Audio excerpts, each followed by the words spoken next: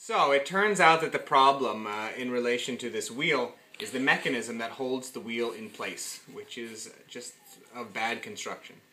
We can remove the wheel as such. When I turn this, there is a little ring inside that slips in right under this lip and holds it in place. And I believe that that just deteriorates after a while and creates the wobbliness.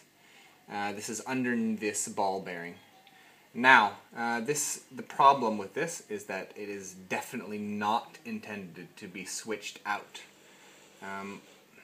It would almost be easier. For one thing, you would at least have to switch out the entire plastic mechanism here, which is already connected to the rest of the stroller via rivets. So, a way around this without simply ordering half of a new chassis that I have found is to cut a thin strip of electrical tape. And in this case, it's not yet glued into place because this was a test strip. Now what I'm going to do is build up the space in here, leaving a little bit for the lip, with super glue and electrical tape so that it's rubbery. If you use some sort of epoxy that was very strong, then you might get away with not using the electrical tape. But I think it's going to work fine.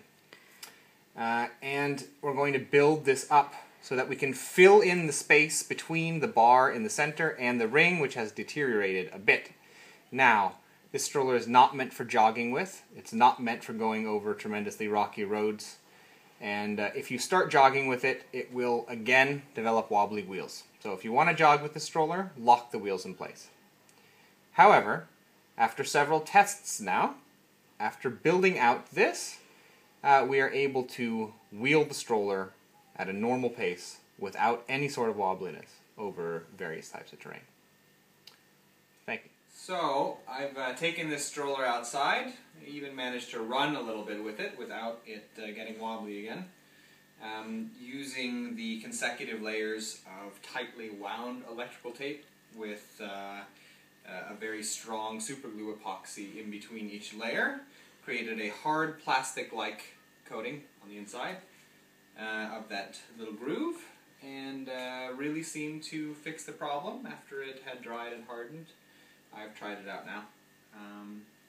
So overall, again, I think that the front wheels on the stroller are sadly of slightly poor construction in relation to that mechanism. But this will fix the problem. And I've seen that other people have had problems similar to this with other strollers, and it's worth a try on those strollers as well. Thank you very much.